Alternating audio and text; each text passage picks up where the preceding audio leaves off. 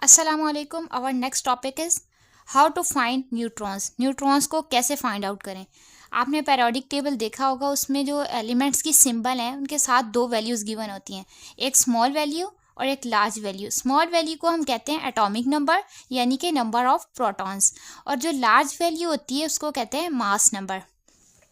अब atomic number और mass number के थ्रू हम कैसे न्यूट्रॉन्स फाइंड आउट करें। Mass number is equal to number of protons plus number of neutrons. ठीक है, मास नंबर को ए से डिनोट किया जाता है, नंबर ऑफ प्रोटॉन्स को जेड से डिनोट किया जाता है और नंबर ऑफ न्यूट्रॉन्स को एन से डिनोट किया जाता है।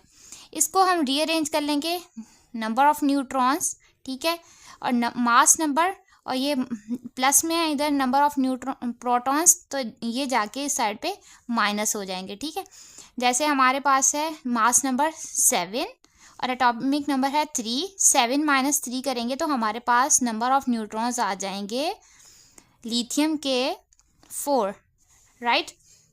हमारे पास सेकंड एग्जाम्पल है सोडियम, जिसके नंबर ऑफ प्रोटॉन्स हैं 11 यानी कि एटॉमिक नंबर, और उसका मास नंबर है 23। हम इसको फॉर्मूला में रख के इन वैल्यूज़ को number of neutrons easily find out कर सकते हैं। मास नंबर, वही सेम फॉर्मूले को हमने रीअरेंज किया, number of neutrons is equal to mass number minus number of protons.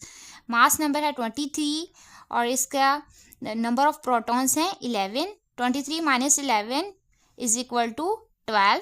ठीक है, हमारे पास सोडियम के नंबर ऑफ न्यूट्रॉन्स कितने आ गए, 12। आपने देखा होगा हमने लास्ट एग्जांपल जो थी कार्बन की ली थी, कार्बन में 12 मास नंबर था। हमने लास्ट टाइम जो एग्जांपल पढ़ी थी कार्बन की थी, ठीक है। मैंने आपको जब मास नंबर और एटॉमिक नंबर में डिफरेंस पढ़ाया था तो इन कार्बन की एग्जांपल हमने ली थी। 12 इसका मास नंबर था और इसका 6 है एटॉमिक नंबर। 12 में से माइनस किए 6 तो हमारे पास नंबर ऑफ न्यूट्रॉन्स आ जाते हैं 6। तो ज़रूरी नहीं है कि जितने नंबर ऑफ प्रोटॉन्स हों उतने ही नंबर ऑफ न्यूट्रॉन्स भी हों। ये ज़रूरी होता है कि जितने नंबर ऑफ प्रोटॉन्स होते हैं उतने ही नंबर ऑफ इलेक्ट्रॉन होते हैं, लेकिन ये ज़रूरी नहीं है कि जितने नंबर ऑफ प्रोटॉन्स हों उतने ही नंबर ऑफ न्यूट्रॉन हों। यहाँ पे आपने देखा 3 एटॉमिक नंबर है जो कि प्रोटॉन्स हैं, और यहाँ पे इसके नंबर ऑफ न्यूट्रॉन्स कितने हो गए, 4। यहाँ पे 11 इसका नंबर ऑफ प्रोटॉन्स है और नंबर ऑफ न्यूट्रॉन्स इसके कितने हो गए, 12। अब नेक्स्ट एग्जाम्पल की तरफ आते हैं, विच इज़ पोटेशियम। पोटेशियम का एटॉमिक नंबर है 19 और उसका मास नंबर है 39। नंबर ऑफ न्यूट्रॉन के फॉर्मूले में रखेंगे, ठीक है, 39 मास number minus number of proton which is 19 हमने पुट किया, 39 माइनस किया 19 से, तो हमारे पास कितने आ गए नंबर ऑफ न्यूट्रॉन्स, 20। तो हमारे पास पोटेशियम के नंबर ऑफ न्यूट्रॉन्स हुए 20।